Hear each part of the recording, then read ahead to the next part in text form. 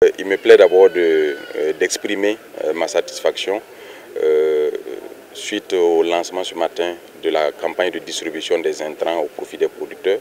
Nous allons procéder dans quelques minutes au lancement également des opérations de labour.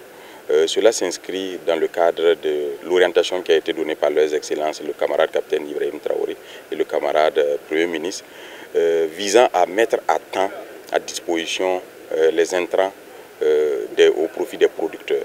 Cela leur assure de pouvoir mener les opérations dans le calendrier qui est prescrit par les services techniques.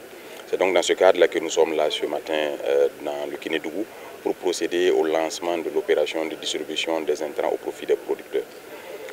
Le message est le même, c'est celui que nous avons donné depuis bientôt 2 ans, c'est les intrants aillent à leurs bénéficiaires.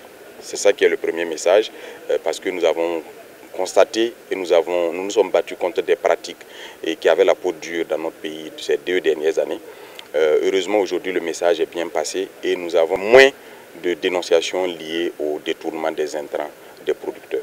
Et cela est un pas important parce que c'est un facteur important pour accroître les rendements au niveau national. Et cette année également, le deuxième message qu'il faut porter aux producteurs, c'est que les efforts qui sont consentis par l'État pour faire des subventions, de grandes opérations de subvention au profit des producteurs, doivent profiter en termes de création de richesses au plan national.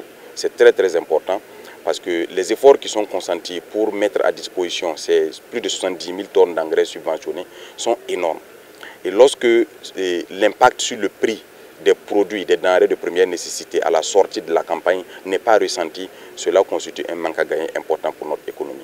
L'État subventionne en amont pour avoir des produits à prix contrôlé en aval. C'est très important et c'est ce message-là que nous avons porté à l'attention de la population pour leur dire que cette subvention ne doit pas bénéficier à d'autres pays.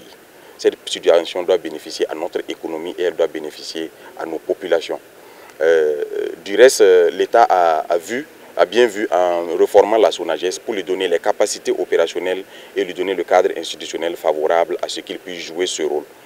Donc cette année, nous allons mettre à disposition les intrants en amont, c'est vrai, mais les producteurs seront invités à travers des conventions qui seront signées à faire en sorte que leur récolte puisse être cédée à un pourcentage qui sera défini à la SONAGES, qui est implantée sur toute l'étendue du territoire pour faire les stocks qu'il faut et faire les entretiens de stock qu'il faut pour qu'au moment venu, lorsque le prix des denrées sur le marché sera très élevé, que la SONAGES puisse faire de la péréquation en faisant ressortir ces produits qu'ils auraient acquis au moment des récoltes.